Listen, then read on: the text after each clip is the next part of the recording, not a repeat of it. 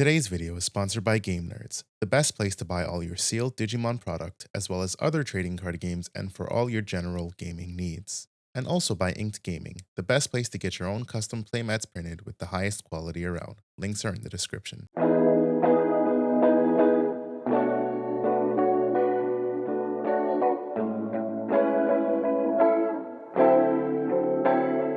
What's going on, Tamers? Welcome to DigiPod, the digital podcast. I'm your boy Varney, today in the studio with the boys Mike and Tamers. What's going on? Yo, what's good? Yep, what's going on? Look at that. Normal intro. Back to Hey, it. Perfect. Not like no that. more Daniel Michael shenanigans. The only thing we're missing. Yo, Varney. Yo, Varney. The only thing we're missing is Gatomon, go! Gatomon, go. Why Gatomon? It's the first one I picked up. I could have said, Goemon, go! Where'd you get those from? I know this one was from the adventure box. This probably also came in the adventure box. You see that one? If he didn't come in the adventure box, then he was like one of those things that like Harold won from that like gacha machine type thing. I don't remember either, but I know for sure she came from the box. I got one right here. I got a little Agumon right here. I was looking for the Agumon for so long, and I finally found it, and then I got a I whole didn't take bunch from Bandai, From your- you know. oh yeah, my I'm so fancy upset I ones, missed you those. know what I'm saying? And Yeah, those are the it's good like- ones. Greymon's sick. They're expensive though. Yeah, that's the reason I didn't purchase them, because they were like $60 for like 4, and I was like, "Ugh, I don't think I want to drop that kind of money. Yeah, which one you want to see? Because I got them all. Show me the Mastamon. There's no Mastermon. That's what I thought. I said all the ones they draw, not some random ones. Show me the Omni. Yes, the Omni. I do have that. It's in my deck box. Oh. This guy. He said he's stunting. How about, is there a Numamon? Yeah. Let's see. Here we go. I love how he just has them all chilling on the desk right next to him. So like on my desk, I have like the wall of the cages because they come in a cage. And Oh, so they're yeah. behind my laptop. So I got the new one as well. It's so badass. I love that. The Speaking of new ones. Numamon, right? Mm-hmm. Did y'all notice a Numamon X? And he's like What? crazy looking. Did you see the picture I sent in the group chat? No, I haven't. He's like red and he's like the eyes are like crossed because of the X. It's so funny. Like it looks crazy. They needed to make a Numamon X ASAP in the card game. How long you think it's gonna be before we get a Numamon, a Numamon X?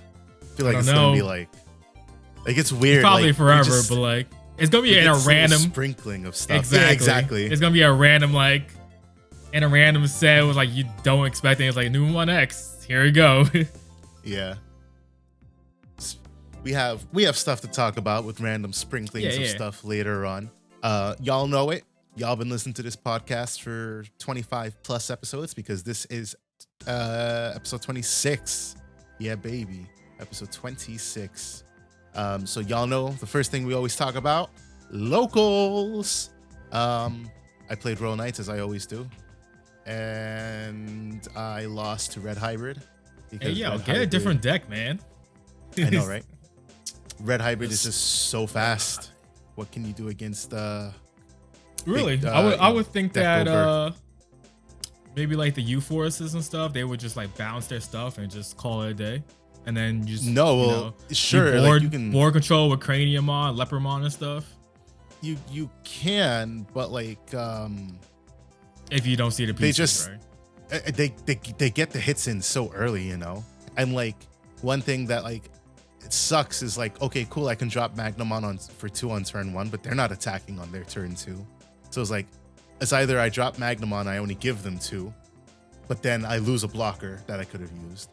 Or I drop like Omegamon for 4, give them 4, let them play like double Tamer or Digimon. Like it's just there's so much that goes into thinking about that matchup that just sucks playing Royal Knights, because unless you draw into the absolute nuts, like for example, Alphamon, It's okay in the matchup, but obviously, you know, unless they're swinging with Emperor Gray. I locked them out a couple times with Alphamon, but like that's definitely a matchup I'd prefer to see more Cranium on. But then again, Craniumon's only one block, and then it doesn't help that like just by simply digivolving into what is it, the new Burning Gray, they get like a 2k buff.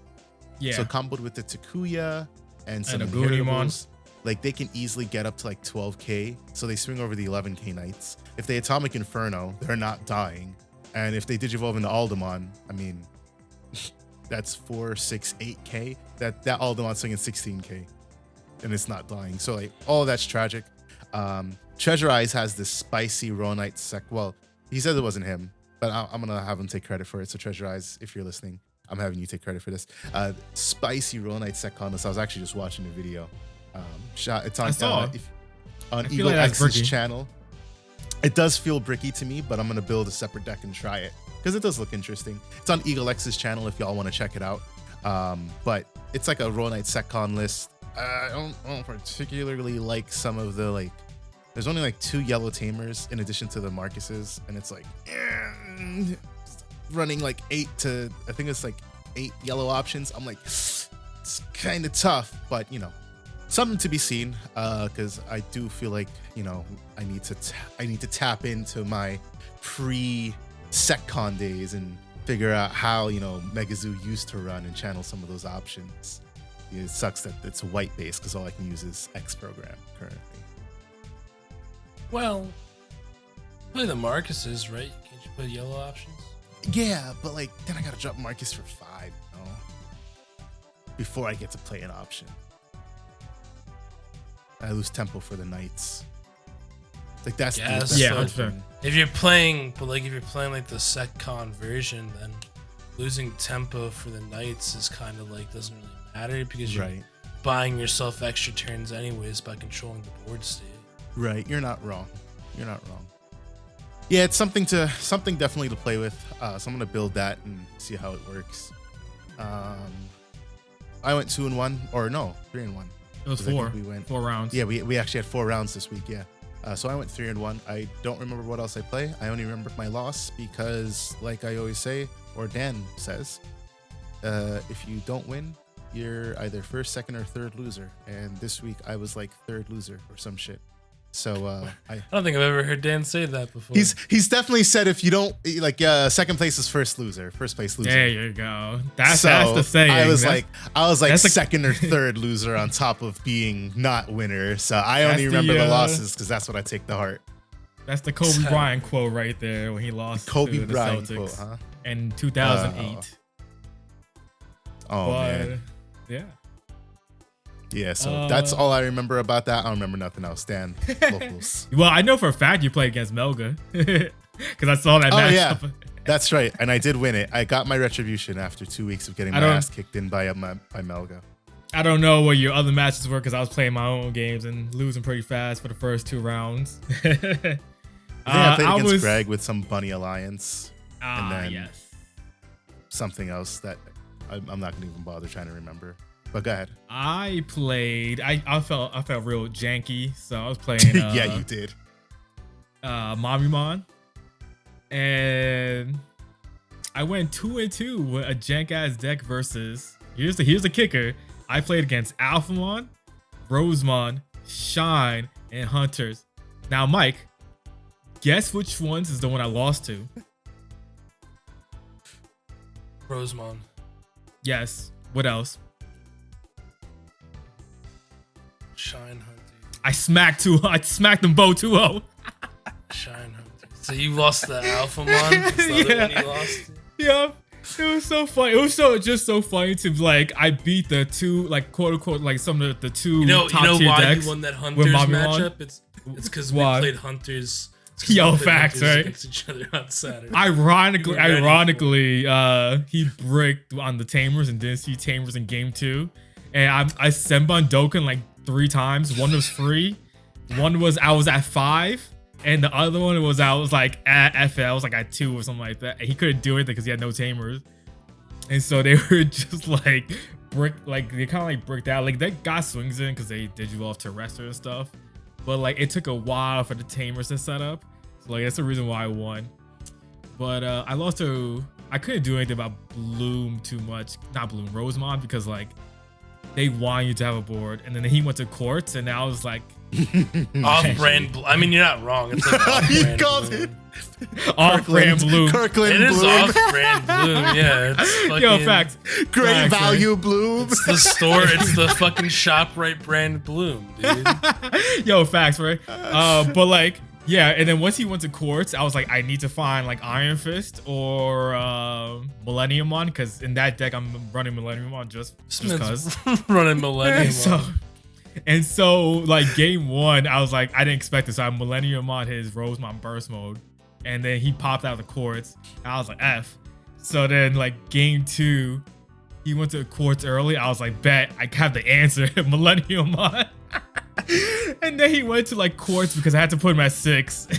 No, not Quartz. He went to burst mode and like popped off. I was like, well, I mean, there's not much I could do with this deck against that deck, at least. At the moment, the way it's currently built, maybe like if I tinker it more and like get like better champions for it or something, like I don't know. It's just kind of like was throwing crap to the wall and see if it works type of thing with the deck. Yeah, especially with the low ends. You know what I'm saying? Like that deck doesn't rely on low ends, so you kind of got like figure out what you want to use or what you like and stuff. So like I don't know. But yeah, so then I played Shine and beat Shine because I don't know why I just beat Shine.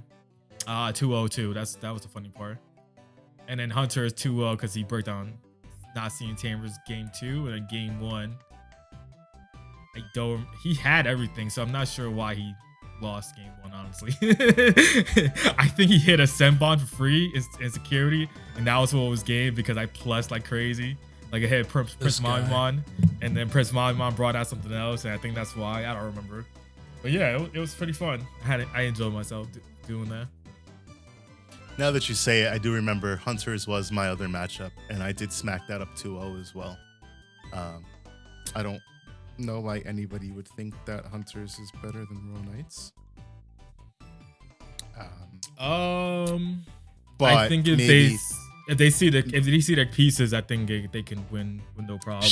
I mean, sure. I don't know if Hunters is a good matchup against Royal Knights, but I could see the argument that it might be a better deck in the format. I think it's definitely a better deck in the considering the format, but like, maybe it's just like me. I just feel like I could smack up almost any deck with Royal Knights. The only decks that I truly have troubles with is Shine. If Shine sees their pieces. Sometimes I can stall it out with Craniumon, but I think most decks are gonna have trouble against Shine if they just which has me wanting to talk about a topic I'm not gonna touch on just yet.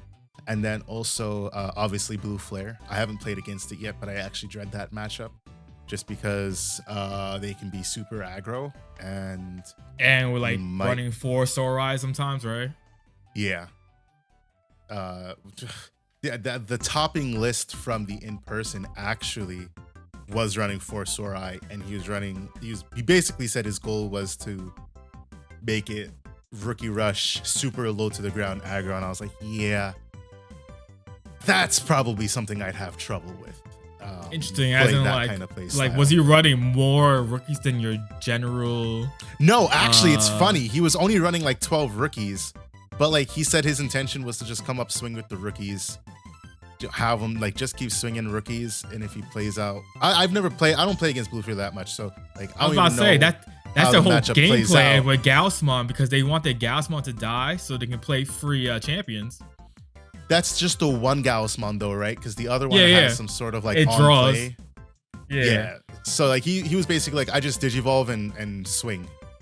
That's especially against Royal Knights. I just digivolve and swing, which makes sense. You know your stuff's gonna die anyways. Might as well digivolve swing, because all in Royal Knights security is just big Digimon. So just if they can't do anything about it. Yeah, I mean, well, the new Gaussmon, its effect isn't like on play or anything. Mm-hmm. Its effect is just like when a card is played with the Blue Flare trait, you draw one. Yeah, you draw one. Gotcha. So like you can like digivolve in the back, bring it up on your next turn. Play stuff, draw, swing with it, and it won't matter really. Gotcha. Yeah, so like I dread that matchup big time, That's probably my 2 worst matchups, I would think. Yeah, I could see that. And probably, I mean, maybe not currently, but Mirage, when in training cards, because they can run multiple Sorais too if they need it. It's weird, right? Like, I think it's just any deck that can run Sorai. That's what it is. Any deck that can run Sorai for sure. It's a big problem. The even bigger problem is I don't necessarily care about Sorai. What I care about is that in the blue flare matchup, okay, like I play out 1 blocker and like they might not be able to touch that. But then like if I need to play out multiple because, you know, they were so aggro and I only have like 1 or 2 security left, like then I'm like, okay, well, I need to play out 2 or more. But then now you're activating the Metal Grain heritable. Yep. Exactly. Which gets to a point where it's like, okay, well, you know, now I just need to omni out my entire board and hope that they can't get past the wall of blockers. But, you know, good luck getting to that point in the first place is how I feel about that matchup. Hear me out, bro. You just play Sorai back. start playing blue Tamers and Royal Knights and start taking in Sorai.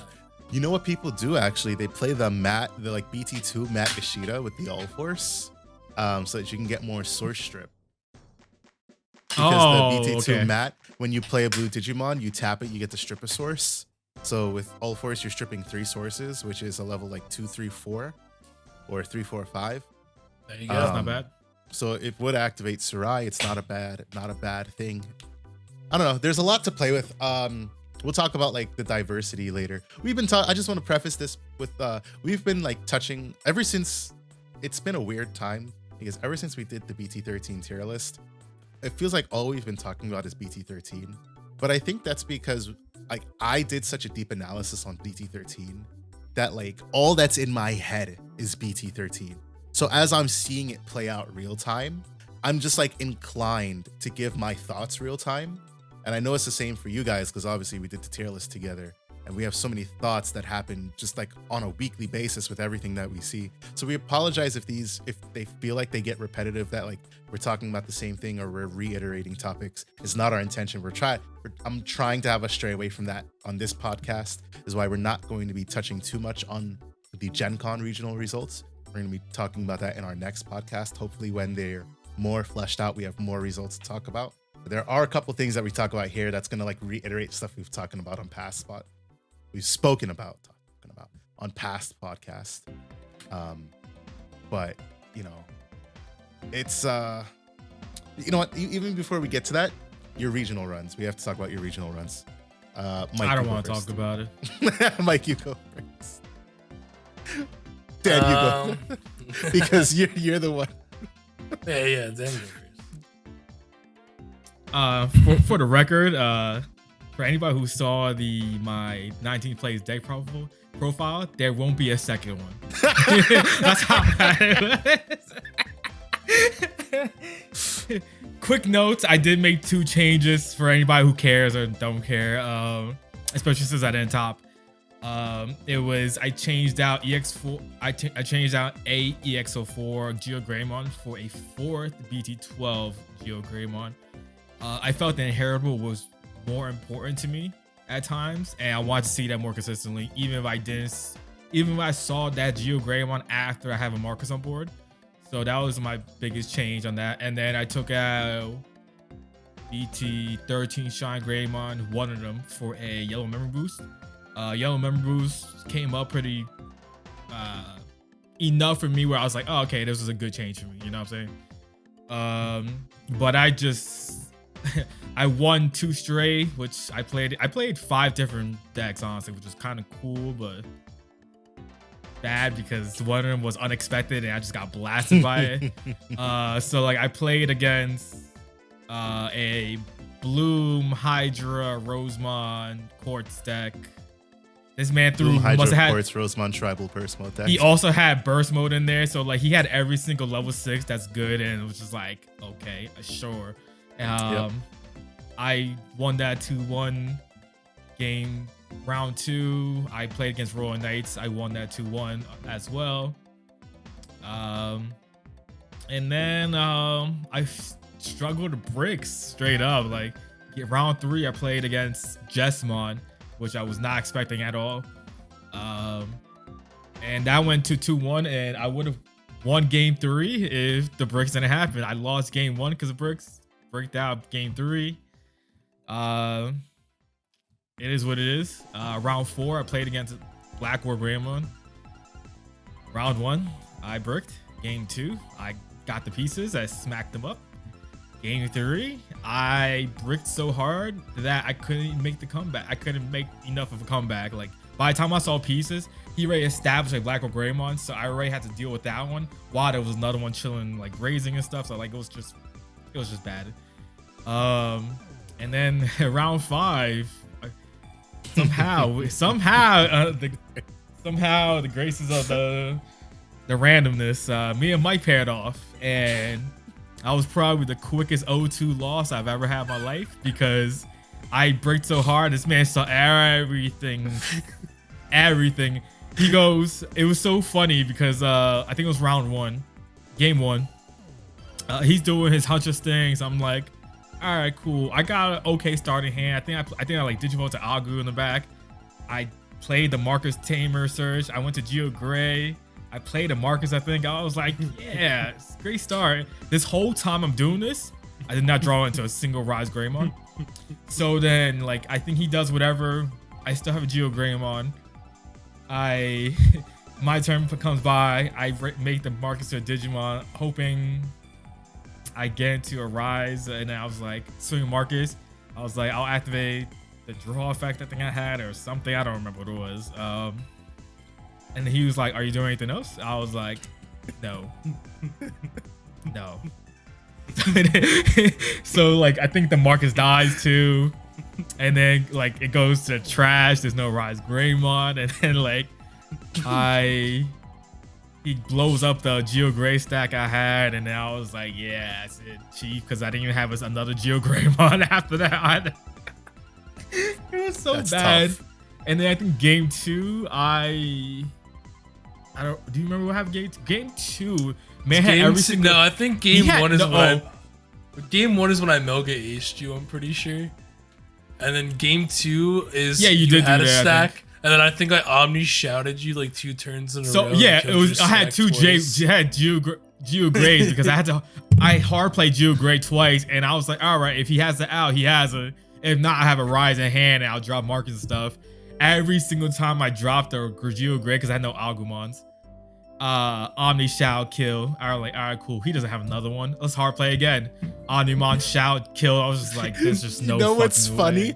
I was just like, this just had everything. This man has everything. I can't do anything.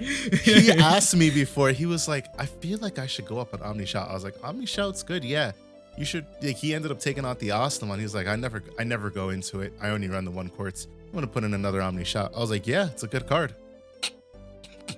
Yeah. And I don't know. Are you're running at 2 or 3? 2.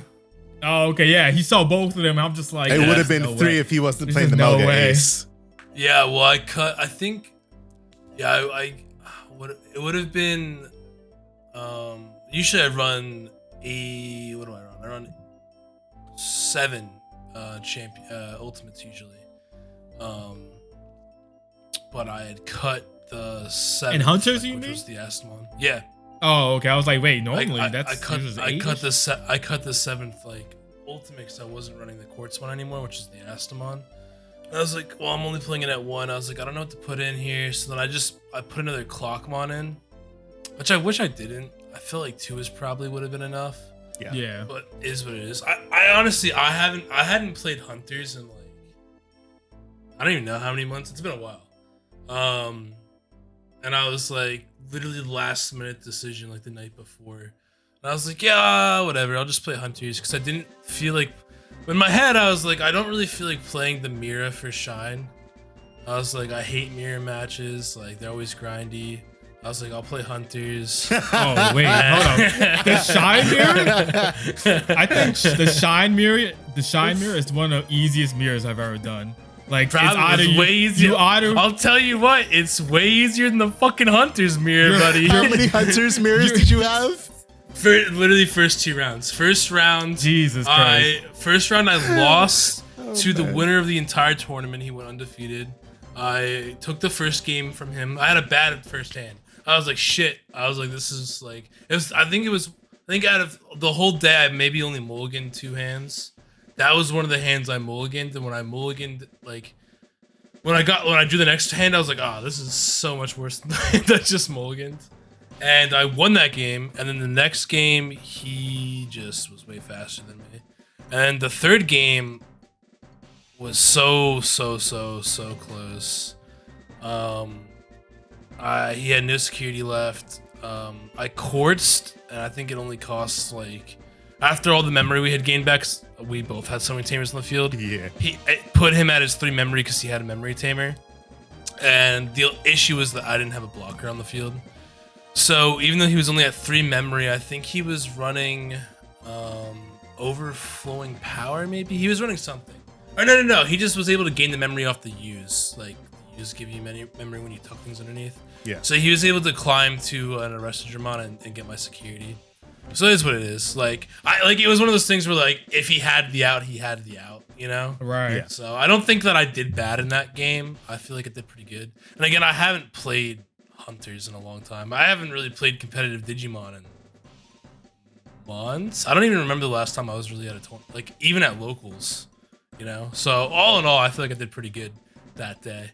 The second round was Hunters again. That time I just swept. I got the 2-0 win. The next game was like literally just like every matchup I didn't want to see with Hunters. It's like Hunters, then it was Black War Gray. I won that match 2-1, or that round 2-1, I should say. First game he just destroyed me. He just did Black War Gray things. He Haiti forced the board, and he had like 2 stacks on the field at one point, and I was like, yeah, I mean, you just got it. Like, what am I gonna do about that? You know, like, I was like, let's just move to game 2. I was like, whatever, man. And then game 2 and game 3 was like, I don't know. They were just so much. He just like didn't see Hades Force, I don't think. I saw him bottom deck like 2 Hades Forces, I think, when he was searching, and I was like, yes, yeah. Yo, that's exactly the same feeling when I saw that happen in my Black or Gray matchup, because I was looking at the market. Because the game 1 he blew me up with the Hades Force, and then like game 2, he bottom decked 2 or 3 of them. I was like, oh, thank God. Dude, I was so hyped. I was like, let's go. And then I won that 2-1. And then game 4, round 4, I got destroyed by Shine. Game 1 was winnable for me, I think, but he just like had too many. Like he just had the out in that game. Like, you know, it is what it is. Like, I had the Melga Ace in hand, so as long as he like kept a certain amount of memory, it would have been fine. But I got like a little, I don't want to say like I overextended, but I guess like hindsight's a bitch, so I did. Like, I had the arrested Digimon swing for the last 2 checks at his security, and I think it hit like a yellow memory, or a red memory boost, whatever it was, which gave him enough memory to play around with my Melga Ace. Like, not that he knew that I had a Melga Ace, but if he did know, like, he played around it very well. Like, I couldn't Melga Ace to steal the turn back and like save myself, which is what I was banking on. Game 2 was just an absolute fucking wash. I had 1 tamer the entire game, I think. Like, I opened my hand and I was like, this is like totally playable. I was like, I have a rookie, I have champion, I have tamer, like, we can play this. And I just never saw more tamers. So, you know, like, that is what it is. No excuses on my part. It's just the game sometimes. Right. So yeah, he beat the shit out of me that game. Like, I lost 0-2. That was like the least competitive game I think I had the entire day. And then round 5 was Dan. I beat. So I got my redemption against Shine at least. And then round 6, which I was playing against Raid War Gray, but man, that dude just Hades forced the shit out of me every game. I think I can't remember if I took a game or not, but yeah, he Hades forced the shit out of me. Both the like whatever amount of games we played.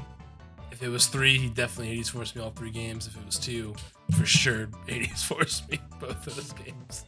So I lost. The funny part it was the about, same like, guy. It was the same guy that I think you played, Dan, actually. Damn. Y'all both got washed up by the same Greymon player. Yeah, probably. I don't know. Bad. But the funny part was like in the very beginning, like once we knew we were both like 2-2, Mike is like, yo, if we pair against each other, I'm just gonna give you the dub. I was like, nah, just play it out. Because in my head, I'm like, all right. I mean, I know he's playing Hunters. I'll be all right. Like, because I know the matchup. Like, as a Shine player, like, I've done the matchup quite often. Is like, if they see the superior mode, all right, cool. Like, it's not much good to do. But, like, if I can pop off and just do my shenanigans, I don't need to worry about anything. Because their security isn't, like, crazy. So, like, security effects usually, the craziest part is, like, a quartz that's 15K. And then if a Tamer pops out, great, it pops out. But it doesn't do anything for them, you know, during my turn. So I'm just like, yeah, let's play this out. Like, because like I don't want Mike to just give me a dub just to give me a dub because he wants to go do shenanigans. I want him like, you know, I want to earn the dub. I want to earn the dub, not just like, you know, feel like I get the easy dub. And the way it was going, the two rounds prior, like he gave me that dub and that go and like wash out again the next turn. What was the point? Like it would have been the same situation. Like it ended up being, you know, kind of similar situation. Like, cause I guaranteed just the way it was going for me that day. Like if he would have given me the dub next round, I probably would have bricked out again too or something. Just the way it was. Like that. Like when I like get rolling with them breaks a day, like it just doesn't stop. Like. Yeah, bro. I mean, I was like, well, in my head, because, you know, like, I was really, like, I didn't really care about, like, playing for prizing or anything, like a lot of people do. But, like, I was like, I don't give a fuck about these shitty cards they're going to give me in the mail and the stupid deck box, whatever. Like, that's just irrelevant to me. Like, if I couldn't get the top 16, like, I didn't give a shit. So by the time I had hit my 2 losses, I was like, I'll play the next, like, round or 2 and see what happens. So, like, obviously I beat Dan, so I was like, all right, I'll keep playing. And then I lost the next round anyway, so I ended 3-3, and I was like, yeah, I was like, whatever, like, I'm not gonna, like, I mean, like, I guess I could have played for, like, top 64, right? Is that what it would have been? And I was like, you would have somewhere between, let's say, like, 40, probably 50 to, like, 70. No, probably be, like, 60 to 64-ish. Like, you may be playing for those spots with 3-3 record. Right. Yeah, so it was like, you know, like, I was like, I don't really care enough.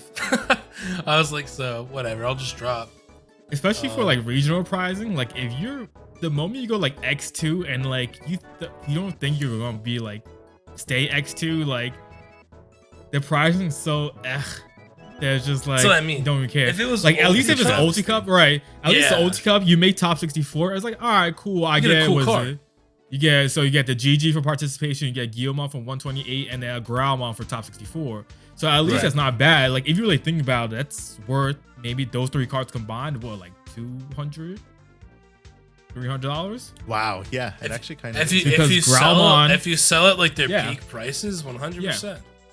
Yeah, so like you get value out of, you know, staying. I'm like, all right, I'll stick it out. But regionals, there's no. The moment you're like. That's why, like, I mean, that's why I stayed, you know, I mean, obviously I was doing pretty well until the last round for the one prior, but like this last one, the moment I went X2, I was like, I'm questioning everything.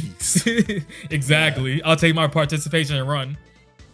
Yeah, that's how I felt. But like I said, all in all, like, I wasn't really upset. I don't really think I misplayed anything the whole day, especially in my losses. Like, my losses were just like, you know, they had the out. Like, you know, if they have the out, like, it's not like I'm playing a deck that can just like counter out and out, you know? Like I think there was one game where I remember I regretted the Melga Ace. I think it might have been that last game I played against Black War Gray. It would be. I had the 2 Quartzmon. I had 1 Quartzmon on the field, and I was like, this is my fucking out. Like, this is how I'm going to win this fucking matchup. Like, this is my only out right now. He got rid of it, and I remember just thinking in my head, because, like, he passed me so much memory with the Hades Force or whatever he did to clear board and all my Tamers and then swing into my Quartzmon. Like, I was like, damn, if I just had another Quartzmon right now, like, I could just do it all over win. again. Like, I could just win. Because I had the Melga Ace in hand, and I was like, Melga Ace is especially bad. Like, I don't know, again, like, I didn't play test at all before this regionals. So like I didn't really have the critical thinking to like be like, what are my worst matchups? Does Moga Ace help me in my worst matchups? And the answer is no, because Moga Ace does nothing against like Black or Gray, which has an inheritable that lets you swing it down suspended Digimon. So like, what am I gonna do? Moga Ace and give them 4 free memory? Like, you know, like there's not like so I and you can't Digivolve Quartz over it. Exactly. So like playing it back, I would have just played the second Quartz instead. But it is what it is. Yeah. Next time, boys. Next time I'll probably play another different deck. Let's be honest here. Yeah, that's all the events for August. We get Rising Wind next month, and all of the events are now next month. We are literally on like competitive Digimon hiatus until next month. Wait, when is South Carolina? Is that at the end of this month, or is that? No, that's in October. Oh gosh, yeah. So yeah, we're on competitive hiatus from Digimon until freaking next month. I mean, we got store championships. Yeah, I guess it's good too. Yeah. So, poll results, Q&As. So I asked the audience, what do you think about the current release schedule for the English meta? ZWF said, I like the current pace we are on with the main sets. However, I wish the EX sets were given more time to be relevant. I'd rather the EX set come out in the middle of a 3+ month wait between main sets, which makes sense, 3 months right at the like 1.5 month mark. 6 weeks in, get a new EX set, play it out. It would make sense. Jeremy says, I think so long as we have a 3-month release schedule should be fine. Gives people time to save up. And if we can get side sets released in between, like a month and a half, should be healthy formats. I agree with that. I think I do agree that the timing between EX4 and BT13 sucked, because we had BT12 for so long. I think that was like April, May, June, July is when we got, July is when we got, BT13. So that means June is when we got, the alternative being booster. So April. Yeah, it was last week of June-ish, I think it was. Yeah, so if they had pushed up the release by like 2 weeks. But even still, the problem was, I think, we only had one regional. We had like 2 or 3 weeks of that set we had out before BT13. It's like 3, almost 4 weeks. I think it was just the fact that we only had one regional weekend for that set. We had like 2 regional weekends. Was it? I think 2. No. Yeah. Because there was definitely 2 EX4 regional. Wasn't that the same week or something like that? Was it? Let's see. Let's find out. I'll tell you right now. If y'all don't know, you can go on eggmanevents.com to find all the information you need about any regional. So EX4, we have the very first regional from Latin America on July 7th. The first North American one, let's say July 17th. And then we had Play TCG on July 24th because that was the in-person Texas regional. Oh yeah. So 2 weeks. So that means we had 3 weeks of this essentially. I think. Oh wait, 6/27 to 7/24. So it was basically like a month. So if they had pushed it up by 2 weeks, we'd have had a month and a half. We'd have had a 3 month between BT12 and 13, and then a month and a half between BT12 to EX4 and EX4 to BT13, which I think would have made a lot of people feel better. So I definitely agree with that. I also asked in a poll, how long in between major sets, BT sets, for those of you who don't know, would you like to have? I gave the options 2, 2.5, 3, 3.5, and 4 months.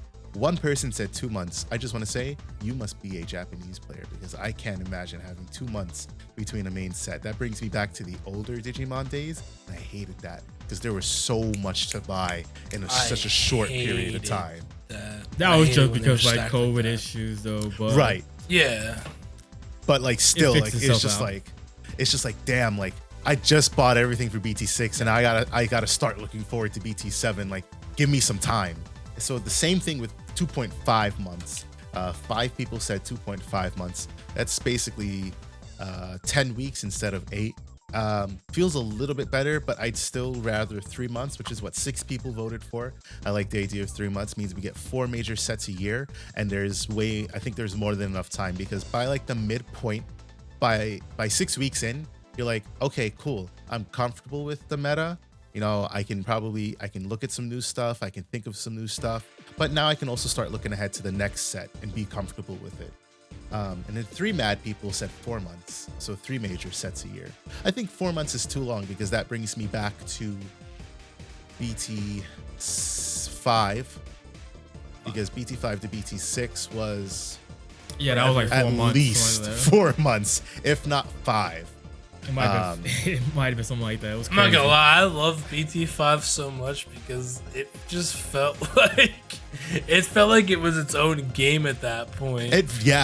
Own, like, obviously it was its own format, but like, you know what I mean? Like, it felt like its own category of a format. It felt like it was so long that like people were just, I'm pretty sure at that point people were just making up random decks to see if they work. Hell yeah. And like some of them just so happened to work. And I think so like funny. when you start getting to that point, like I feel like that's when a format's too long, because people start losing interest. They're like, oh, it feels stale. I want to play something new. I don't want to keep seeing the same things. So we start coming up with these things, but there's only so much that you can do before it's just like, please give us a new set. So I think 4 months is way too long. I think 3 months for Digimon is the sweet spot.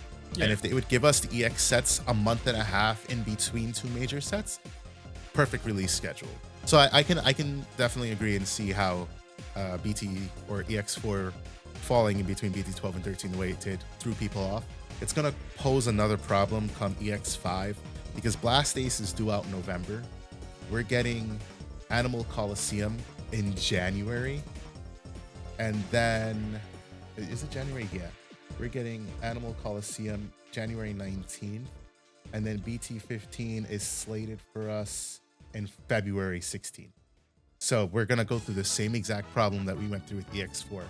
We're going to have 2 months of BT14, November and December.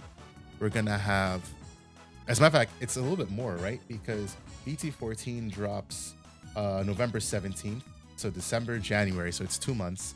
And then we have a month of EX5 until we get to BT15. And the way that EX5 is shaping up to be, looks like it might be the first like competitive EX set. Like straight up, like we can play more than one deck from this EX set competitively.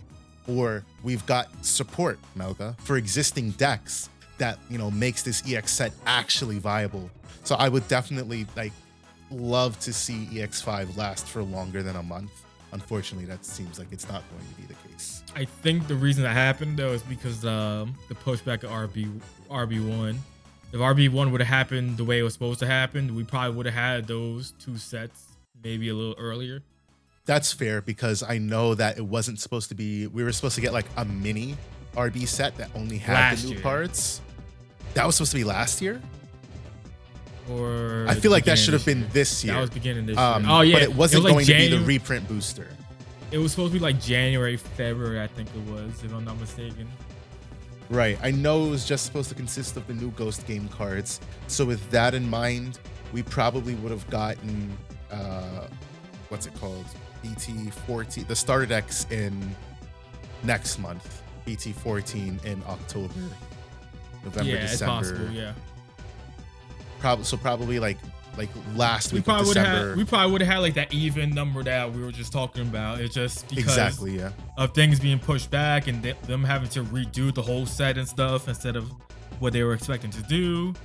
Yep. That just pushed things on the side, and then we'll go back to our normal release schedule again once BT14. Because it feels like it's the same thing that would have happened with EX1. Because the release schedule tends to coincide with Nationals, unfortunately. We were supposed to get EX1 in December, and then Nationals was February, and then we got a set after Nationals. So basically, air quote, resetting the meta. So the way it panned out, it would have been Blast Ace, BT14 in October, Animal Coliseum in December. We get 2 months to practice with that for Nationals, and then Nationals, and then BT15. But now, in a Bandai way, we're going to get EX5 January 19th with the training promos, which is very, very big because y'all should know by now, those training promos have a very big impact on the meta. Huge impact. Getting them in EX5 is subsequently like really big and really tragic. A lot of decks aren't good without the training promos, and a lot of decks are going to get very good with the training promos. And with those dropping 2 weeks again before our nationals, Bantai, if you're watching this, please, can we fix this?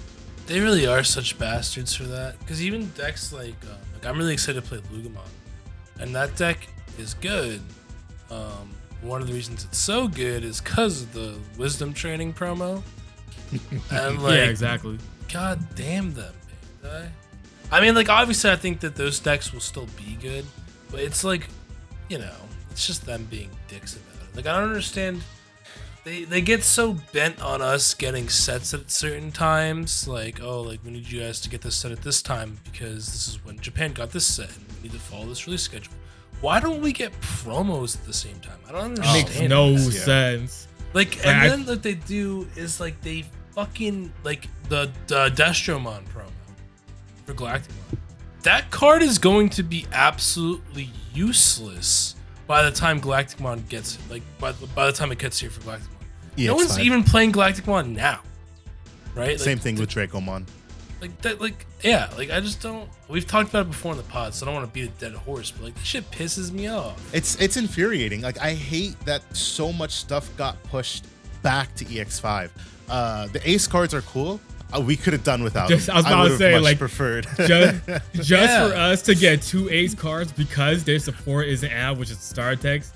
They're basically irrelevant in this current format because it's like, why even play them when you don't get any benefits off of them? Like, come on, man. Like, especially that's such a waste like, of space. Yeah, like Melga Ace too. Like, okay, thanks. Even though you limited promo Weregaruru, and the starter deck has the Weregaruru that would replace it. Like, I don't understand. Like, they'd be making me mad. Yeah, it's dumb. So that's, you know, release schedules. We hate to see it. Bandai, please, can you not give us sets 2 weeks before nationals and force players to bum rush for their cards? Because, you know, I'd prefer not to have to do that. But I'm going to take this part of the podcast to shout out our sponsor, Game Nerds. Game Nerds is your one-stop shop for anything you need sealed TCG product-wise. Digimon, Pokemon, Yu-Gi-Oh!, Grand Archive, I think I've seen on there. You know, whatever you're into, give it a check out on Game Nerds. You can check them out using our link, and if you check out and buy any product on Game Nerds using our link, we will get a portion of that, and it would be very much appreciated because all of that money goes right back into our tournaments. Speaking of that, our playmats are currently at the printers. Y'all who were tuned in to week 8 of the Tamers Battle League will have seen the designs that we've went with. We have a total of 5 designs. We have a season winner playmat. We have one for our weekly winners. We have a Shine Greymon playmat in honor of one of our first thumbnails that our playmat artist Marcy_X did for us. And then we have 2 other playmats, one basically version DigiPod, I call it, which has Mike, Dan, and myself with our rookie Digimon Chibis, and then one with just the rookie Digimon Chibis. We will have all of those in stock soon, hopefully within the next 2 weeks. They will be available for purchase so that you guys can purchase them. We will also be giving them out as pricing for our Tamers Battle League. So if you are not part of the Discord, shout out to our people who joined the Discord because of this call to action. Cardboard Mimic. Speaking of Cardboard Mimic, he has his own Digimon podcast with a couple of guys called Security Check. So if you guys want to go check them out, it would be greatly appreciated because they're a bunch of cool guys who do a cool podcast too. But he joined our Discord today, actually, because we're recording this on the 8th. Because he was like, yeah, I was listening to your podcast, and this guy said join the Discord. And I'm like, cool. So it's working. So yeah, if you guys aren't part of the Discord, go join the Discord. It's a cool place. Ironically, man, Barney was like, Somehow. "Hey, yo, Mike, you always saying that." Like, I'm just like, bro, I know, right? Yeah, I was like, yeah. Man, I'm Barney always out here like, lying to these people, to the American public, lying. Speaking of the Tamers Battle League, if y'all weren't present for week 8 of the Tamers Battle League, we had a whopping 16 players turn up for week 8. It was an absolute spectacle, absolutely amazing. Thank you everybody for participating. Week 8 of the Tamers Battle League saw Adachi take his 3rd dub thus far in the season with none other than the illustrious Millith Loop, baby. Millith Loop taking it home for it. Because it's Lilithmon, baby. It's Lilithmon. You gotta put some respect on that name, you know what I mean? Nah, you trying to make it central for no reason. Anyways. Like we don't already need to centralize Lilithmon, you know? Jesus. What do you mean, bro? What's wrong with Lilithmon? Look at her. How could you not? There ain't nothing wrong with that. Ain't nothing wrong with that. No one said anything wrong. There was nothing. I never said anything wrong about Lilithmon at all. But she's already, you know, central. Illustrious. So you don't need illustrious Barney to be like, "Hey yo, Lilithmon though." Like, you know what I'm saying? Like, you got my man's bitties, bro. My man's trying to make Digimon ASMR or some shit, like. Bro, Lilith, I'm just gonna say, yo, she could step on me any day, bro. You know what I mean? Hey, yo, man. Anyways, Adachi's deck profile. Let's not talk about that. Adachi's deck profile is available on YouTube. Y'all can go check it out. He got the idea from where everybody gets their purple ideas from, Tessero, because Tessero is an absolute purple G. So you can check out Tessero's original video for Millith Loop as well. Y'all should know Millith Loop from Alex Mock, topping with it at one of the EX4 regionals, specifically the first one for North America, I believe was the Carta Magica one. So it's been a deck that's been making some waves, a really cool deck, and it's nice to see it win in the BT13 format because it can be slow just because it requires so much setup. But Mike, Dan, and I like to describe it as it's the type of deck that if it's going to win, it's going to win. You can't stop it from winning. 100%. Yo, sorry, I got super sidetracked. If y'all are free at any point in the day and have access to Google, y'all gotta type in Lilithmon cosplay. That's crazy. Why did you type that? That's crazy. Anyways, oh my god, that was a rated R moment right there, huh? Nah. I mean, my safe search was on. Some of this PG-13. Lilithmon cosplay yeah, it was PG-13 at best.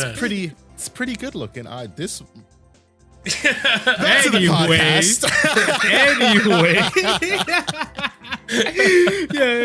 yeah. It's a cool deck in the sense of like it took what Little Loop did, right? So you know you got your endless combo going to try to like go for game with the swings and you know Cerberus Mons and Omnimon and stuff. Especially when MDF was around, like it takes that idea of what Lilith can do and added in all the new and old mill support of Chaos Gallon or Gallimon, whatever you want to call it, and made it into a really good deck, an endless turn where you just keep milling out your opponent until they just lose out. It's a really cool, ingenious idea, and it works. Really, the only way you lose as that deck player is if you can't get set up fast enough. That is, and if your opponent has a faster deck, honestly. Yeah, exactly. Or even if they quote unquote benefit sometimes from the mills. Some decks benefit with things in the grave, you know what I'm saying? So like, it's a give and take, like, but it's a great deck. Yeah, y'all should check that out. Y'all should also check out the VOD that was uploaded today. What we're going to do in the future, we're going to be separating the videos, or specifically separating the matches, doing some dub over commentary so y'all can actually check out matches instead of having to watch through the whole VOD to see it. We are not able to do that right now, time constraints and everything, but that's definitely a goal for the future. So, you know, for now, watch through the VOD. I would tune to the last two because I believe Millith was in our last two coverages. And you'll see the deck in action. It does. It puts in work. It does a lot. Definitely does. It's a cool deck. With that being said, we saw Chrome finally make his Tamers Battle League debut in the top with Shine Greymon, his favorite deck. Shout out to Chrome putting into work with his favorite deck and being able to come in second. Mind you, 16-player tournament, so Chrome definitely went through the paces. In third was Leppy with Blue Flare, so you know that there was some heavy competition there. I always thought Old Force was Chrome's favorite deck. Nah, he said it was Shine Gray, baby. He said Savers. No, yeah, he said Old Force was one of his favorite decks that he plays. It's just he likes playing Shine because Shine is new and good. Oh, Chrome, correct me, bro. Chaos Theory in fourth with Hunters, because Hunters is still a good deck for sure. Great deck. So shout out to those 4 guys, our 4 toppers. Week 9 is occurring this Friday, but for y'all, it's gonna be week 10. Y'all gotta join week 10. Adachi is currently like fucking running away with the season standings because he's just been so strong this season. And Leppy is not so hot on his tail anymore, still behind right there in second place. And then I think in third, Coach actually jumped up to third with Dorumon shenanigans throughout the season, proving to actually put in some work. So cool stuff all around. This is just your reminder that if at any point during the season you want to jump in, it's never too late. The way that I devised the point system is to reward people who top, especially people who top consistently. But, you know, Chrome, this is his first top, and he jumped up like 10 spots. I don't know from where to where. I think he's up in like 5th now. He jumped up because he was high V in 5th place. Also, I mean, even if you want to just come play for that tournament only, there's prizing every tournament. So you don't even have to play for your placement in the Battle League. You can just play for prizing that day. Although you should, because at the end of the season, there's going to be a guaranteed top 8 lock-in for playoffs. And then there's going to be a next 8 single elimination tournament. Probably do best of ones to make it go like quick. You gotta get one of those little plastic trophies and say like Tamers Battle League champion. I print out my little postcards. I don't know if you've ever seen it. But no, I've seen them. But we gotta get a little plastic trophy. That's what the playmat's for. I'm putting all that work into that playmat. Yeah. That being said, I want to give some regional shout outs to our members. Number 1, Treasure Eyes, who placed 18th at one of the Gen Con regionals, and he was the one I was talking about playing the Royal Knights, the spicy Royal Knights SecCon list. A shout out to Leppy, who placed 21st in the regionals, playing Blue Flare, so keeping right at home with the deck that he's playing in the TBL, which is a note for you guys. If you guys want to play against some stiff competition, get some good competitive practice in, we've got guys that are out here doing it. Brady, Radioactive, who placed 37th in one of the Gen Con regionals, playing Shine Greymon. And on this part, I just want to say, I said it before and I'll say it again, Brady, props to you for sticking it out. I know it's tough when you start out losing, but if you win out, it just shows that good things can happen. You may not have hit top 32, you may have bubbled out, but 37th is still strong, bro. Top 64 and especially 37th is something to take home. We take that on the chest. So props to you. And that's a note for everybody. If you're X2, like Dan said, you're questioning if you should stay in or not, but a lot of times it's worth staying in, if for nothing else than your own self-confidence. Being able to build up that confidence in yourself and saying, damn, I may not have been able to make top 16, I may not have been able to win, but you know what? I fucking placed top 64. I fucking was 30. I was 33rd, stuff like that. And then our last shout out to, well, not last, second to last, shout out to Ray Ivory, who placed 42nd playing Leppy's deck, Blue Flare. If y'all didn't know, Leppy and Ray are like arch enemies. That's like, the Buggy the Clown and one of the Yonka. I don't know who's who. I don't. But they be going at each other, so it's funny to see Ray picking up Leppy's deck and play it. But again, Ray is another person participating on almost a weekly basis in the TBL. He plays 42nd, so it's good shit. It's good shit. And then our last shout out to our boy Garatinas Gaming, aka Lance. Y'all should know him. We did a podcast with him. He's a YouTube creator of his own. He's a cool fucking guy. He placed 33rd at his first Gen Con regional, 17th at his second, securing his national invite. Lance, I will see you at nationals, bro. I'm gonna kick your ass. That's the intention, bro. I'm gonna kick your ass. But yeah, big shout out to my boy there. That all being said, let's talk about best of ones real quick. Best of ones. For those of you who are unaware, the tournaments at Gen Con on Sunday the IRL ones, not the online ones, were transitioned to best of one tournaments for time constraints. And a lot of people were very upset about this. I would also be upset. I would be fucking furious. I hate best of ones. Digimon, I saw this comment on Facebook. Somebody said, oh, look, you guys just got to play best of ones. Welcome to playing the game the way it was intended to be designed or some shit like that. Digimon is not a game meant to be a best of one. Best of one for me.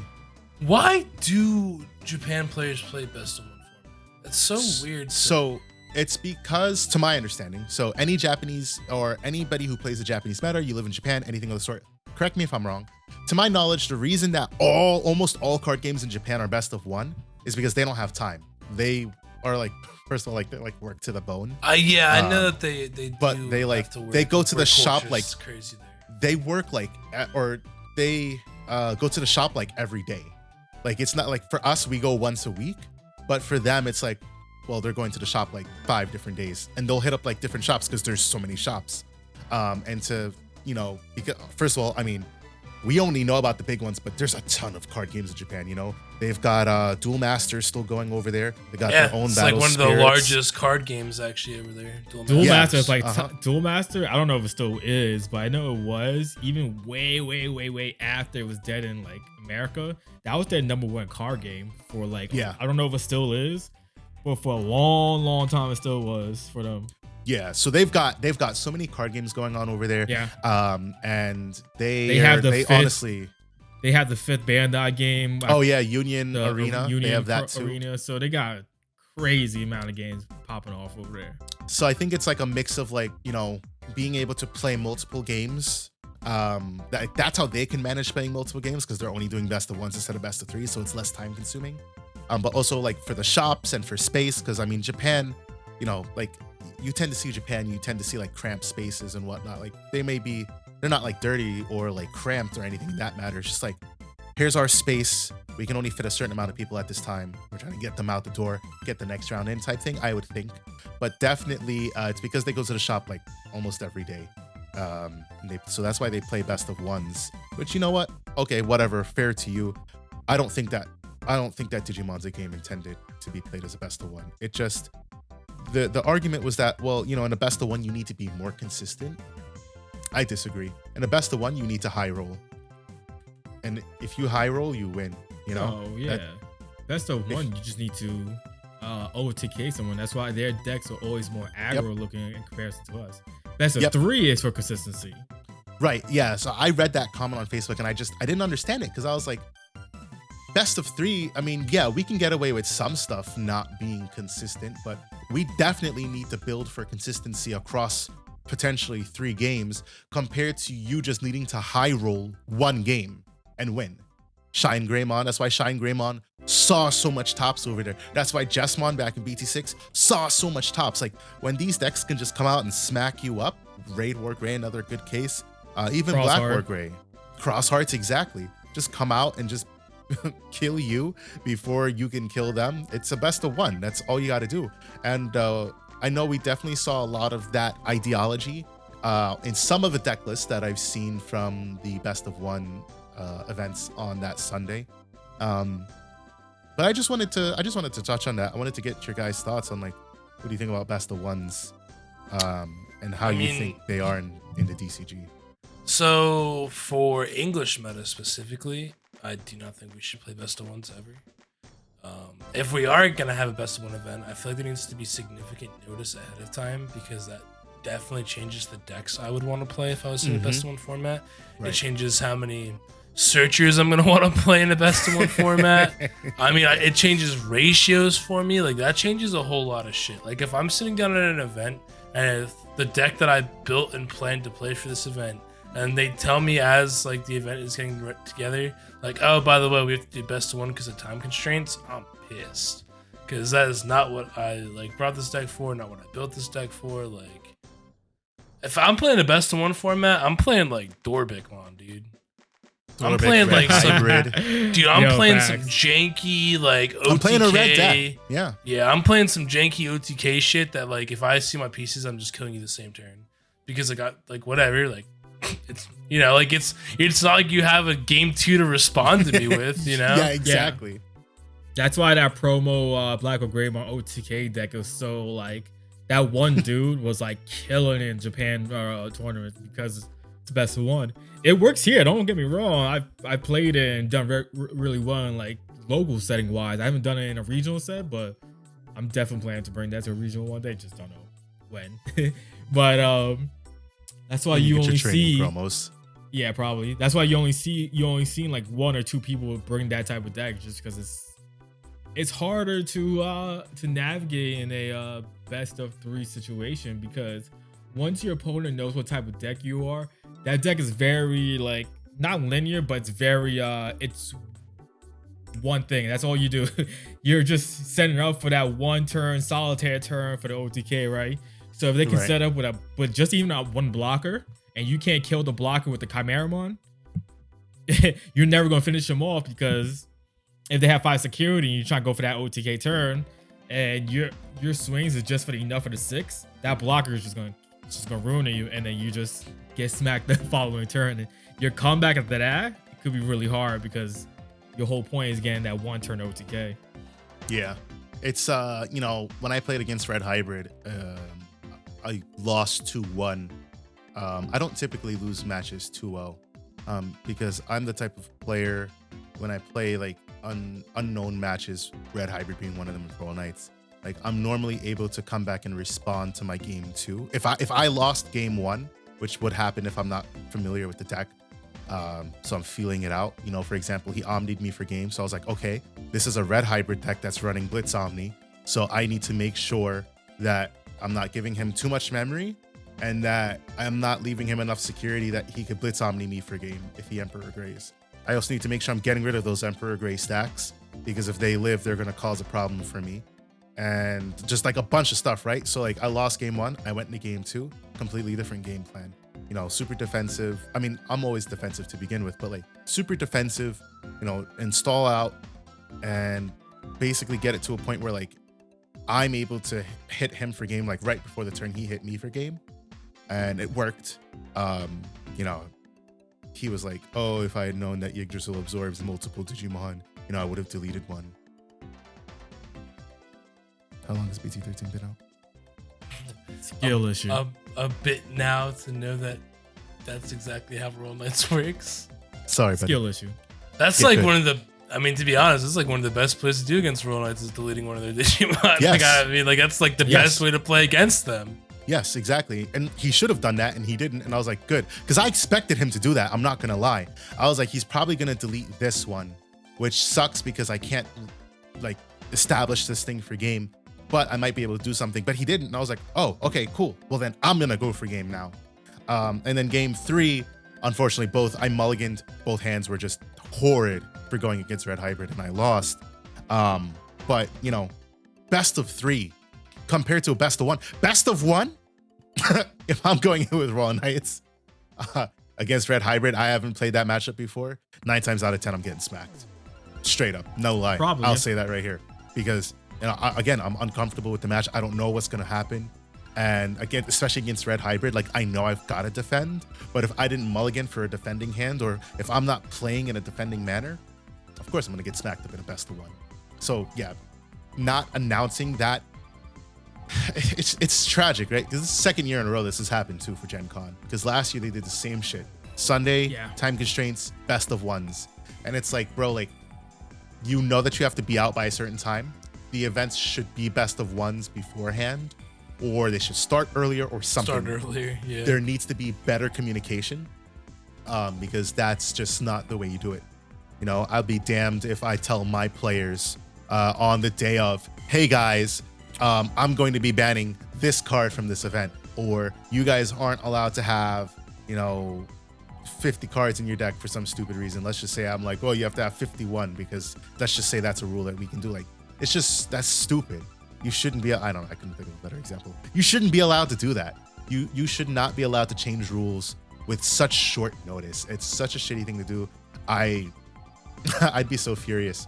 I know I saw people on the Facebook group who were like, well, I was going to play Shine Gray, but since they changed it to best of 1s, I luckily had my Red Hybrid deck on me, and I played Red Hybrid.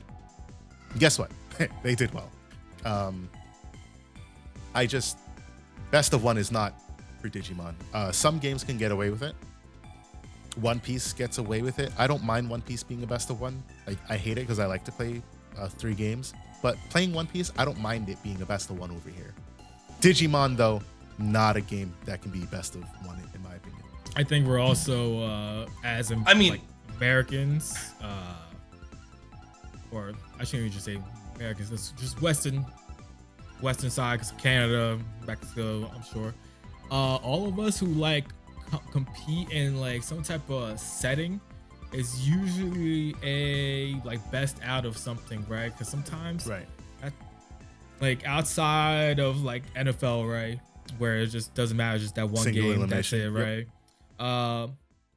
Most sports, NBA, NHL, all best out of 4 out best of 7, of right? 7, right? Yeah, best of 7. All TCGs that I've ever played is all like best out of 3, because like one game, like cool, you get you high roll, you high roll, and it's like, all right, cool, like what else do it again, bitch. but when you're in a best of 3 setting, I think you get most times you get those occasions where like that one person break both games, it doesn't even matter, right? But in a best out of 3, best 2 out of 3, you know, like, all right, that person was a better player. You know what I'm saying? You get the confirmation, like, no, oh yeah, I am the better player because I just beat you 2 out of 3 times. I mean, that's, like I said, most times, not a lot of times. Sometimes that's not the case, but like, most times, all right, cool, like I was able to outplay him. Maybe he got game 1, but I was able to adjust for 2 and 3 and was able to combat his counters. Now the question is, does that other person have the counter to his counter? You know what I'm saying? That gets to that, yes. to that point that is like, the mental mind games of how you think it's gonna work out. We're just more, like I said, we're all fighting games, right? Fighting games is usually best out of 5, I think it is. Competitive fighting games. So like we all have the habit of like 2 out of 3, you get more than one 7, chance, right? if you falter exactly. for whatever reason. Man, I used to play rock, paper, scissors, and I was like, nah, bro, you gotta run that shit back. You know what I'm saying? You gotta run rock, paper, scissors, best 2 out of 3. You kidding me, bro?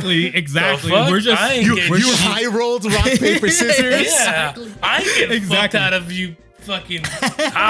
Nah, hell no. Best 2 out of 3 all day long. Exactly. We're in that mindset of like we gotta have multiple games to figure out who's the actual better person or better player in this situation.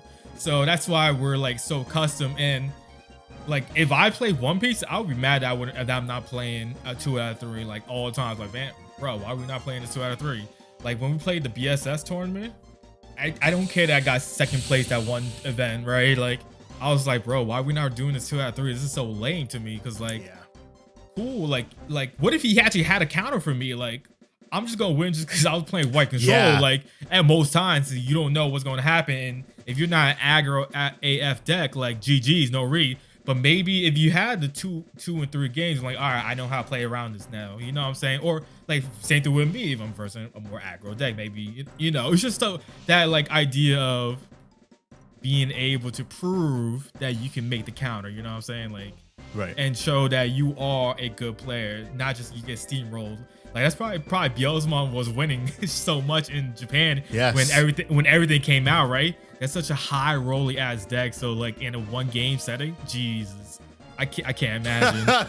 Yeah, in a one game setting, like there's no shot. Like obviously Shine Greymon had a lot of tops. But in a prior to BT setting, 13, like once they dropped the starter deck and the BT 12, like that's why I just ran away with Nats, I believe it was, right? That they won. I think so, yeah. Like they were just straight up. Because I think I saw the deck trial when they were just like, yeah, I just I got lucky those. Yeah, I know why. Like, let's be real. You know what I'm saying? Like, it's just crazy. Yeah. Battle Spirits is competitively a best of 3, but like that's another reason that like I quit Battle Spirits, because I was like, outside of like the thinking that goes into it, I'm like, bro, like best of 3 for this game. Fuck. Like, I'm not an aggro player. I'm a control player.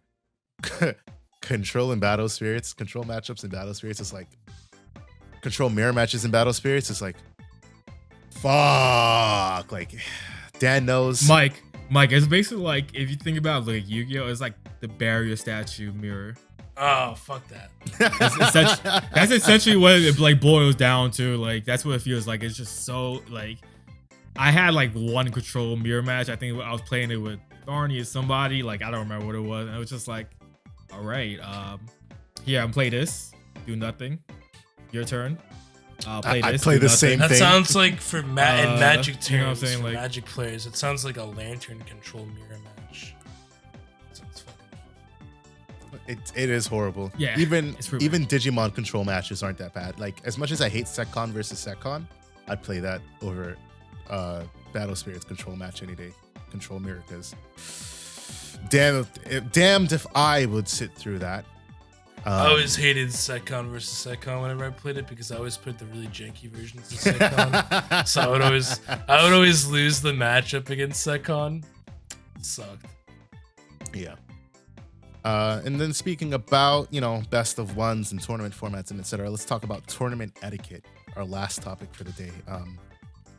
Today in the Discord, we were talking about a lot, to be honest. But one of the things in particular was, how much do you help your opponent? Right? Like, if your card has blocker, do you tell your opponent that your card has blocker? If you play a memory tamer, do you say, I play a memory tamer? Such and whatnot. It's the type of thing where it's like, it's very defended. Good, Mike. Good. Like, all right, so like if I have blocker in my inheritable, I'm probably not saying that there's blocker in my inheritable. But if I'm playing Tai Kamiya, who's on play, says give blocker to a Digimon at +1k, or start of your main phase, give blocker +1k, then I'm saying I give blocker to this Digimon. But if I just have blocker as an inheritable, I'm not being like, there's blocker in my inheritable. Like, fuck you. Like, ask me what my inheritables are. Or like, if I'm playing a tamer, I'm not gonna say like, this is a memory tamer. I'm just like, bro, I'm playing Toggeru, who's a fucking 4-cost tamer. You watched me count 4. Bro, oh my goodness gracious. Ask me if I was playing against this one guy, right? I remember what I was playing against him for. It must have been like some competitive tournament or some luxury tournament or something. I played a TK. Audience. When I say TK, I almost guarantee you the card that jumps into mind is 4-cost BT2 memory setter TK. Yeah. If I tell you I'm gonna play TK, and then I pick up my security and I search through right, exactly. I take a card, I put a card back, I shuffle, I put it back. If you've been playing the game long enough, you should know that's this memory one. Dude was definitely playing the game long enough. If I play that card, and then you set me to 1, and then I say, okay, TK start the turn, I go to 3, and you proceed to flip out because, oh, I don't know, why didn't you say he was a memory setter? I didn't know he was a memory setter. I would have done something different if you had said he was a memory setter. Yeah, but I feel like it's on you to ask. Like, you can't, like, I mean, I don't think it's on, like, so, like, if I go into, like, I always say, like, move to combat because I'm an idiot and I'm stuck to, like, old card games and, like, different things. Like, you have to move through phases. It's not like attack phase. Where everything happens in your main phase no matter what. Yeah. I'm used to, like, wording, because wording matters in a lot of card games. So I'm always, like, do you have blockers? Like, I always ask, like, what's a blocker? Do you have blockers? What are inheritables? Like, especially in tournament settings. Again, I don't think I'm bad at the game or anything, but I don't play a lot of competitive Digimon. I'm just busy a lot. I just have a shitty work schedule right now. So like I'm not rusty enough that I forget to say and ask things like that. Like, I just feel like you should ask. If there is some degree of uncertainty, you should probably ask. If a tamer was just played and you're not sure if he was a memory setter, if I just dropped a tamer in front of you and for some reason you don't know that TK is a memory setter, I'll give you the benefit of the doubt. But you don't ask me if TK is a memory setter, you proceed to set me to 1. That's not my fault. I mean, especially if you're... We're at a point also. probably about 90% of any tamer that's a 4 cost or more, they're usually a memory tamer. If you're playing this game long enough, the moment you see a 4 cost drop, you should be like thinking, all right, this is probably a memory tamer. If you're not sure which card it is, ask your opponent, is that the memory setter one? Like, for example, like I was playing Mirage. I don't know. I know what Mirage is supposed to do, like the combos are supposed to do, but I don't know the intricacies of like every card, right? So the moment they dropped the Thomas, the 4 cost Toms, I was like, is that the memory setter one? Because I just don't know. Or like I'm like, all right, what else does it do besides you just played it just because? And then I see like the 3 cost one, like what does that do? You know what I'm saying? Because I don't know. I assume that the 3 is not the memory tamer, obviously, because 90% of times the 4 cost one is. I don't think we have any 3s that are memory setting. Just no, never. I think that'd be broken. Not broken. That'd be pretty busted, honestly. At start of your turn, gain 2 memory, yet. and then at the end of your turn, lose 2 memory. Some right. stupid shit like that. But like, I don't know. Like you were saying, like, let's say if I drop, this is a example I used earlier on Discord, right? Mechanorimon. If I drop a 4 cost Mechanorimon, it says blocker on it. You can ask me if it says blocker on it. I'm not trying to hide anything. I'm just like, all right, let's say if I'm a 1, I know I gotta put you at 3. All right, let me play Mechanorimon. If you go and swing without even asking or even knowing it has blocker and I block, that's on you, bro.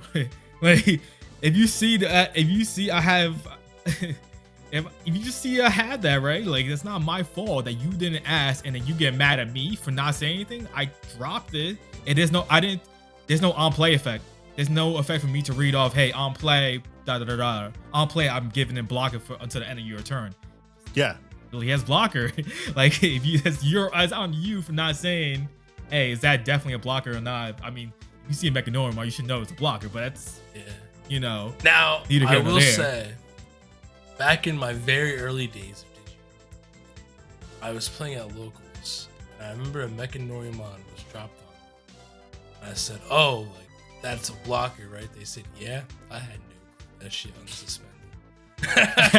Hey, I learned that lesson about it. I learned that lesson the hard way, boys. But also, to that effect about like Tamers and shit, like where you play Tamers and like this weekend, someone like was like, oh, like you have the memory setter for Hunters out right now. I said no. I said I probably gave him too much information because I didn't need to. But I was like, but you will give me a memory if I took a card underneath. Right.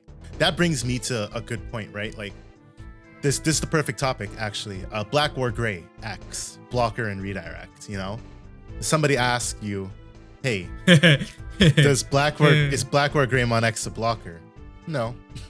He's not a blocker. so here it is. Here's what I think it is, because we just talked about it earlier. Another Discord topic we talked about, yeah. So you're not wrong by saying it doesn't have blocker. Right. Now, is it? I guess TCG ethics. Like, is it ethical that you didn't mention? Yes. It's not like it has the etiquette, redirect. yes. You know what I'm saying? Yeah, right. Tournament etiquette. Now, is it, like I said, is it wrong for you to not? But is it wrong for you to not say anything else besides that it doesn't have blocker? And then they swing there, you're like, oh, redirect. Now, like, I guess that's where the line blurs. Like, not wrong, but like at the same time, damn, you could have just mentioned, hey, I have a redirect. You know what I'm saying? Yeah. We used another example, right, with Machinejimon earlier. Probably the perfect example, right? Well, another example, especially when it comes to blocking, right? You have a Machinejimon stack that may or may not have blocker in it, right? It has 10 sources. 10 may sources, or may not have blocker.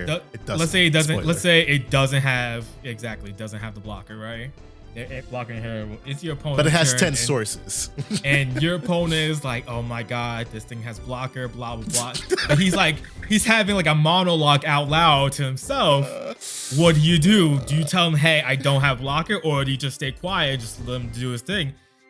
He's not directly talking to me, he's talking to himself. So like, why should I, as the opponent in a regional setting, tell him? He should be asking me, hey, Does that have blocker by any chance? What's the inheritables? If I'm playing against a machine Digimon player, the moment it turns my turn, I don't care what I know what he took because I know the deck like the inside of the palm of my hands. But I double check again just in case either they know or don't know, or that's just clarify just because I can't see because crappy camera, you know what I'm saying? Like, you need to ask your opponent, hey, what are the inheritables? He doesn't need to tell you the inheritables at that moment when he does, you know, to tuck in the sources. But if it's your turn and you swing wildly because you think he doesn't have it, or he does and something pops up, that's on you, dog. You know what I'm saying? Now, two things. I think as the machine Digimon player, let's say you have blocker, right? And let's say you have 2 analog mans. When they ask you, do you have blocker? I think the correct way of talking to say it to your opponent is like, I have a block and I also have 2 redirects. Like, damn. Yeah, damn, Vern. I think that's like the correct way to go about, and now they can do whatever they want with that information. You know what I'm saying? Again, if you see analog on board, you should already know what it does at this point in the game, especially if you're in a competitive environment. But then again, that goes to like different part of we talked about last week of make sure you know your regional knowledge before you go in. Yeah. I think that, especially for webcam tournaments, right? Like I talked about, maybe like I gave too much information when I brought up the U thing, like how he'll gain me the memory. But like I don't think I did, because if I'm playing at a locals, it's so easy for me to just be like, oh, do you mind if I pick up your card and read it? Right. It's so annoying for like to be on a webcam and have to ask someone like, hey, what does that do? What does that say? What is, you know what I mean? So like I feel like in a web, like you should probably like, it's I know I don't like online tournaments. It's one of the big reasons I don't play in a lot of regionals and shit. I'd rather be in person. But like I feel like if you're gonna play and someone's gonna ask you questions like that, like, oh, does that have blocker? You should probably be like, no, but it does have the, you know? Yeah. Or like, no, like this isn't a memory setter, but it does gain me a memory. Or, you know, yeah, like, I think you should do that as well. Yeah. I don't think that's too much information when you ask, hey, what does that tamer do? Is that memory setter, or like what does it do? And then you say it gains me a memory. It's not a memory setter, but I'm still gaining memory regardless, type of thing. So like your opponent can play around or do whatever they want with that information. I don't know what like official rules are anyway, so I don't know if you could like. I think it has to be common, not like you have to. Like obviously it's common, like it's known knowledge. Like you can't hide the information anyways. But I guess it depends how badly you want to win when you don't tell your opponent what the fuck you're doing or what something. Yeah, that's something that Adachi brought up. I think if a judge got called on you for like withholding information like that, though, you'd probably get a warning. I think so too. So there's like 2 big things. Number 1, it's something I always say. We always reiterate it. Always put it on your opponent to have it. Always. 100%. Do the best plays that you have possible, and always put it on your opponent to have the out. But number 2, never assume. Don't assume. Stop assuming. If you are unsure, if there's the slightest degree of uncertainty, ask a question. Because all it takes is that blocker inheritable not being in the machine Digimon stack. All it takes is your opponent having given the blocker from their Tai Tamer to little Agumon instead of Black or Gray X. That matters. Which, another point, you know, when we're talking about tournament etiquette, you know, effects, first of all, no takebacks. If I'm playing you competitively, if I've got my competitive thinking hat on, if you fuck up, you fucked up, bro. I'm not letting you take that back. Straight up. You know, there's no such thing as, oh, I didn't know he was a blocker. Well, you should have asked. I'm sorry. No takebacks. You already declared the attack. I'll call a judge if you want to. That's the type of competitive player I am, because I know for me, if I did that same shit, if I swung and I didn't ask if there was a blocker and you blocked, I wouldn't be like, damn, can I take that back? No, that's not the way I operate as a player. I live with those mistakes and I impose that on the people that I play against. But with that in mind, you know, also like effects, the BT12 tie being a perfect example, that's a start of main phase effect. It is a mandatory effect, but it's start of main phase. If at the start of your main phase, you don't declare something as having blocker and having that 1k DP, and you essentially, air quote, miss that timing, because I know missing timing gets talked about a lot in Digimon. And then later on my turn, I go to swing and you say block, and I ask you, well, how is it a blocker? And you say, well, from Tai's effect, I'm going to tell you, you didn't declare that it was a blocker. And if you proceed to argue with me, I'm going to call a judge because you didn't declare it was a blocker. And, you know, I don't know how the judge would rule that. Because for me, the way that I would rule that, well, you didn't declare that as a blocker. You missed it. You don't get to apply that now. But I don't know, like, especially how, when it's all the way after your turn. There's a lot of things that happens at that moment, right? From the start of your main phase, you could have digivolved, you could have attacked, you could have done a lot of things. And then you go to end of turn effects, if there's any, right?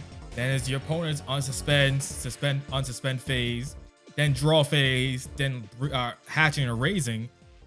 And now it's the start of your opponent's like main phase, right? That's a whole lot of steps that just went through. And then who knows on if they evoed and do other effects or shenanigans, right? That's a whole lot of stuff for you to be like, oh, I have blocker now. When you say you have blocker? You never said this. You never declared this. You should declare this because you didn't. You now declare it on my turn when it's like it doesn't. I didn't have the knowledge of it coming into my turn because you didn't say it. That's not you. That's not like my problem at this point.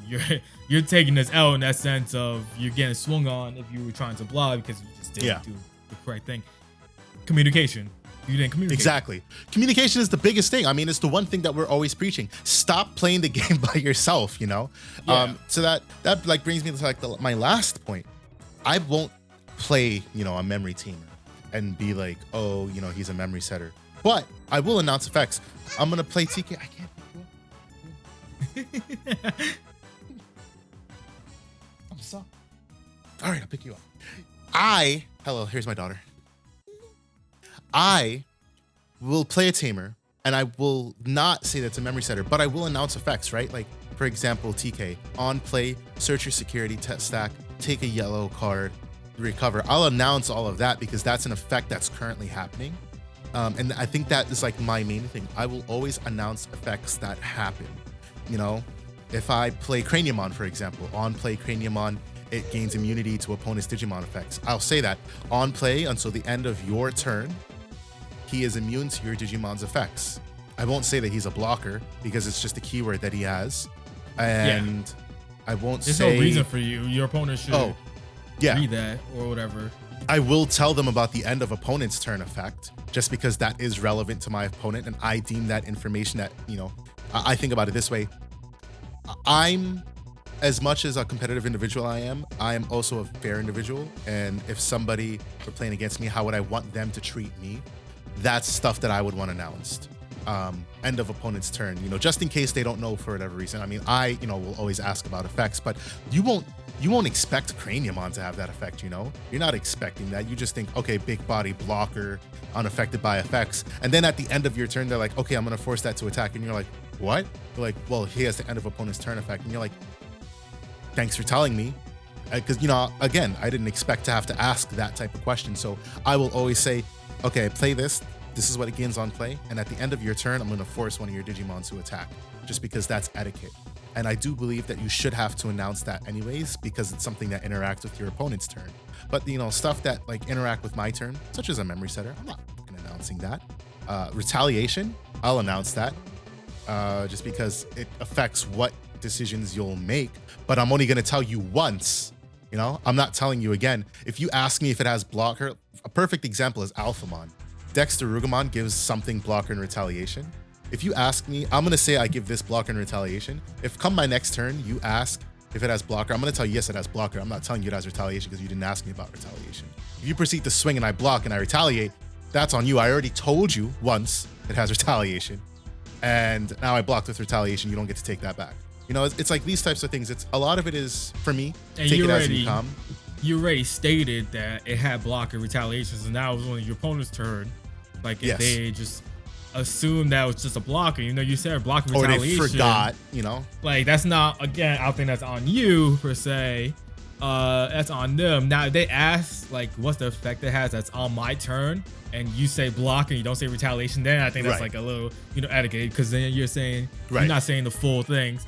Now if you're saying, if they go, like I said, if they ask your effect and like you're like, oh, I have blocker and retal, then it makes sense.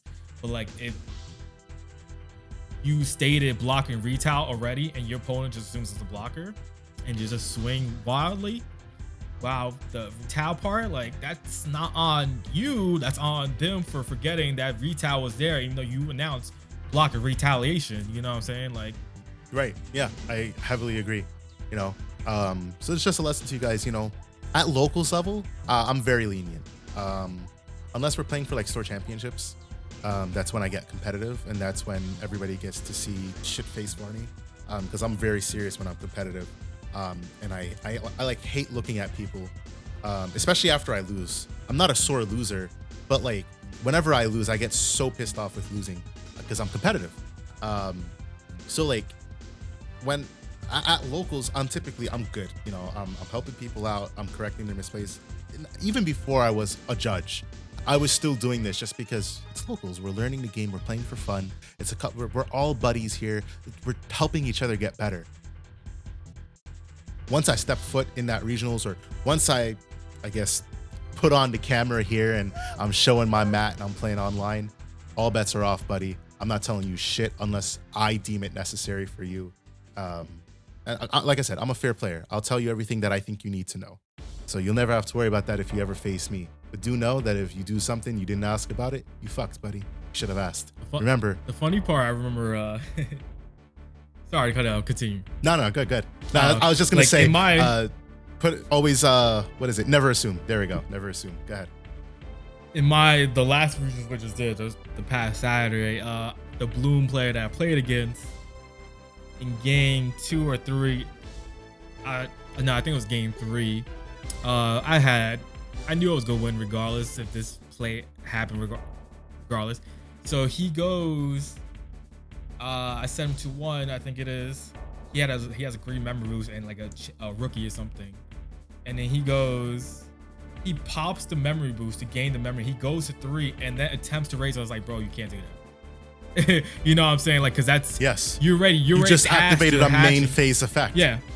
You went to start. Technically, you went to start a main phase already, and now because there's no start a main phase anymore, you went to main phase already. You already pop the memory boost, and then you're like, oh, I forgot. And raise. I was like, nah, you can't do that. You're not taking that whole thing back. You gonna keep your memory, but you're not raising that Digimon regardless. I felt bad at that moment, but I was like, I don't care. At the same time, because it's like, bro, you're not trying to do that. You're not. You have to be hard about that type of stuff. And like, I did it one time when I was playing D Reaper. I forgot to hatch Mother D Reaper, and I went first. Oh. And because I was it was game 3, it was like 7th and 8th round. I was like burnt to hell already, and I was just like, I went to play out, and I played what's it called, the Searcher, and I was like, F, I forgot to hatch Mother, and it cost 3, you know, instead of 1, and that set me up back. And like, obviously, the moment I like did it, I was like, F, I can't take that back now. You know what I'm saying? Because I already did everything. I passed the breeding, hatching raise. You know what I'm saying?